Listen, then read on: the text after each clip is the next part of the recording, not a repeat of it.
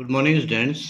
Today I am starting RNA ribonucleic acid. आज हम पढ़ेंगे राइबोन्यूक्लिक अम्ल।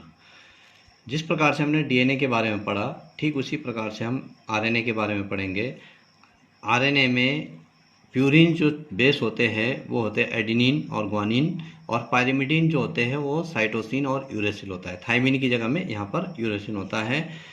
कोशिकाओं में डीएनए से 8 गुना आरएनए अधिक होता है। जो आरएनए की मात्रा होती है वो डीएनए से 8 गुना ज़्यादा होती है। उसका कारण ये है कि आरएनए जो है हमेशा संश्लेषित होता रहता है, लगातार इसका सिंथेसिस जो है डीएनए से होता रहता है। आरएनए का जो संगठन है, कंपोजिशन ऑफ आरएनए में 70 से लेकर 12,000 न्यूक्लियोटाइड्स पाए जाते हैं। और आरएनए की एक विशेषता है कि इसमें सिंगल हेलिक्स पाया जाता है। डीएनए में डबल हेलिक्स पाया जाता है, इसमें सिंगल हेलिक्स पाया जाता है। आरएनए में 4 प्रकार के जो न्यूक्लियोटाइड्स होते हैं, adenylic acid, ग्वानिलिक acid, cytidylic acid और यूरिडिलिक एसिड, ये 4 प्रकार के न्यूक्लियोटाइड्स आरएनए में पाए जाते हैं। आरएनए के प्रकार, टाइप्स ऑफ आरएनए। आरएनए को 3 वर्गों में विभाजित किया जाता है। एक को बोला जाता है संदेश वाहक आरएनए, मैसेंजर आरएनए, या इसको एमआरएनए भी लिखा जाता है। दूसरा है स्थानांतरण आरएनए, ट्रांसफर आरएनए, या टीआरएनए इसको बोला जाता है। तीसरा है राइबोसोमल आरएनए या राइबोसोमल आरएनए, और इसको आरआरएनए भी बोला जाता है। तो हम एक एक करके तीनों के बारे में पढ़ते हैं। सबसे पहले हम शुरू करते हैं संदेश वाहक आरएनए, मैसेंजर आरएनए या एमआरएनए। आरएनए जो एमआरएनए होते हैं वो केंद्रक के अंदर संरचनात्मक जीन पर डीएनए के जो डीएनए अनुलेखन करता है उसके द्वारा ये बनते हैं, और डीएनए के एक वलय की पूरक प्रतिलिपि के रूप में इनका निर्माण होता है। जो आरएनए होते हैं, एमआरएनए होते हैं, ये डीएनए के द्वारा कूटित, डीएनए कोडेड करता है जिन सूचनाओं को, उनको ये प्राप्त करते हैं और टीआरएनए को ट्रांसफर कर देते हैं। उदाहरण के लिए कोशिका के अंदर जब प्रोटीन का संश्लेषण होता है तो उसमें जो डीएनए कोडिंग करता है, उसमें वो कोडिंग करता है कि उसमें 20 प्रकार के अमीनो अम्लों से मिलकर प्रोटीन का एक अणु बनना है। तो उस सूचना को एमआरएनए प्राप्त करता है और टीआरएनए को ट्रांसफर करता है। एमआरएनए का जो नामकरण किया था सर्वप्रथम, वो मोनड और जैकब के द्वारा जो है इसका नामकरण किया गया था। एमआरएनए के 5 एंड पर, 5 एंड मतलब होता है कि जो राइबोज शुगर है उसका 5वां कार्बन अगर जुड़ा हुआ है, उस एंड पर मेथिलेटेड ग्वानोसिन की टोपी नुमा संरचना पाई जाती है। मेथिलेटेड ग्वानोसिन की जो है ये मेथिलेटेड कैप ये पाई जाती है 5 एंड पे। यहाँ पे जो है ये एमआरएनए की संरचना है, इस पे ग्वानोसिन, मेथिलेटेड ग्वानोसिन जो है ये कैप पाई जाती है, जो कि सी कैप भी कहलाती है। सी कैप के पीछे इनिशिएटिंग कोडोन मौजूद होता है। इसके ठीक पीछे ये वाला जो हिस्सा होता है, इसको इनिशिएटिंग कोडोन इसको बोला जाता है। यह पॉलीपेप्टाइड चेन के अनुवाद का आरंभ करती है। जो पॉलीपेप्टाइड चेनिंग होती है, जो जिससे प्रोटीन बनता है बाद में, उसका अनुवाद का आरंभ इससे होता है। प्रारंभन कोडोन के पीछे एक दीर्घ कोडोन क्षेत्र होता है, इसको कोडिंग स्ट्रेच बोला जाता है। इसको ये नॉन कोडिंग स्ट्रेच है ये वाला, और इसको बोला जाता है दीर्घ कोडिंग क्षेत्र, इसको बोला जाता है। कोडिंग स्ट्रेच भी इसको बोला जाता है। तो इस प्रकार से यहाँ पर जो है ये लंबा एक क्षेत्र होता है।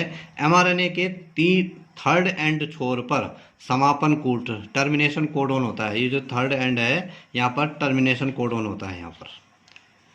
और टर्मिनेशन कोडोन में जो कोडिंग होती है वो UAA, UAG और UGA इसकी कोडिंग होती है। अभी हम इसके बारे में बाद में और डिटेल में पढ़ेंगे।